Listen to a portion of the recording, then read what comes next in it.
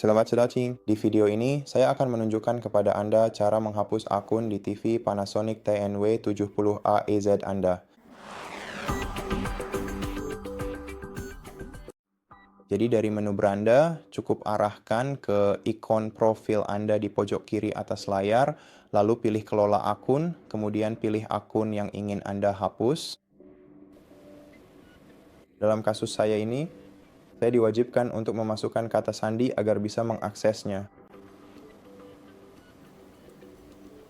Lalu, mari kita arahkan ke bagian paling bawah pengaturan akun ini dan pilih hapus.